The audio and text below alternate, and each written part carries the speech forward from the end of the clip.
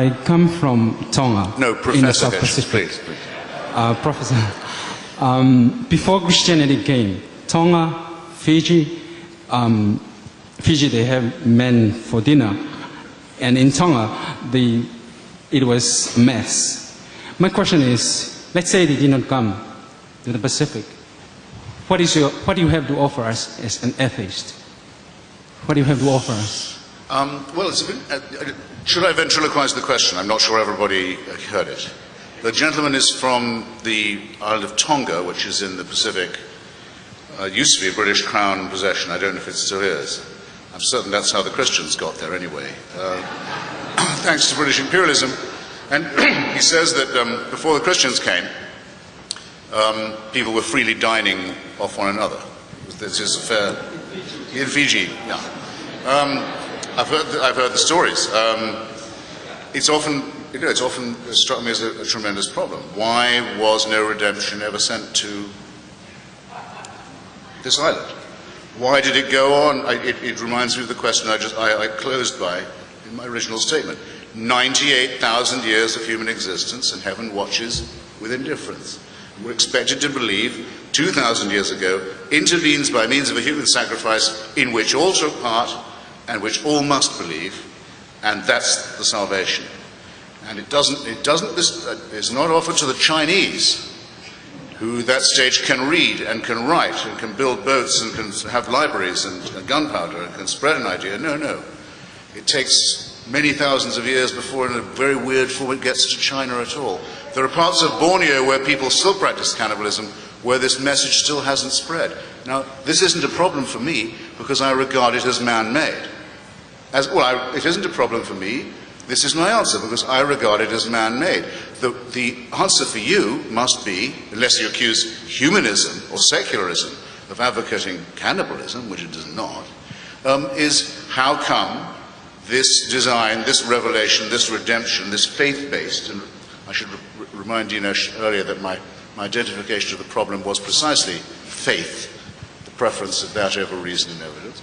Why doesn't it seem to work?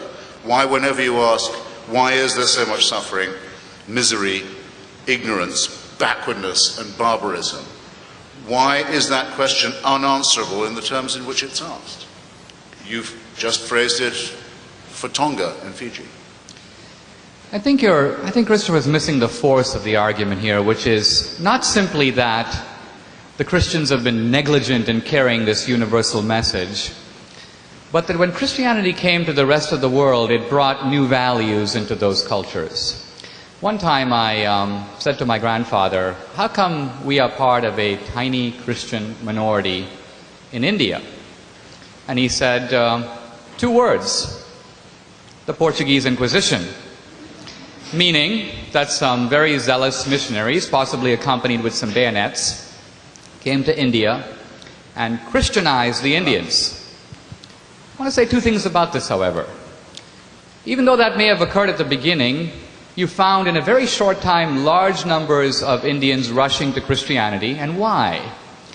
As I looked into this matter as I got a little bit older, I discovered that in the Indian caste system, you have 4 castes with the untouchables at the bottom, and if you're born an untouchable, you're finished. There's nowhere to go. You can't get out of it. Many of the people in the untouchable class were very attracted to Christianity because they saw it as affirming the idea of spiritual equality among persons.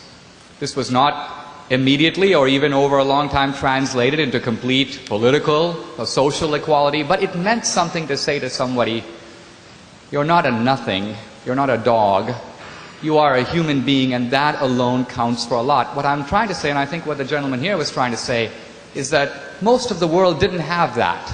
We didn't have it in Western civilization either. Christianity brought it in. Now, it imported some of it from Judaism, but Judaism was for the tribe. God instructs His chosen people. Christianity takes the idea and universalizes it. If you look at the rights that are stated in the UN Declaration of Human Rights, you notice something very interesting. You read those rights, they're universal rights? No. Virtually all of those rights are the specific legacy of Christianity. It's good that they're universalized because Christianity wanted from the beginning to universalize them. But they are not the shared rights recognized in all the cultures and practices, whether religious or non-religious, in other cultures. So I think we're seeing here from people who have experienced it. I don't care about those inquisitors who came a long time ago. I'm kind of grateful to them, although probably my ancestors would not have shared my enthusiasm. But they brought me into the orbit of Christianity and Western civilization, and the fact that I have the values that I do, the beliefs that I do, the respect for dignity, women, equality, and so on, is entirely the legacy of Christianity as it was exported, I'm sorry to say, Christopher, not by the British, but by the Portuguese. The British could have done a better job.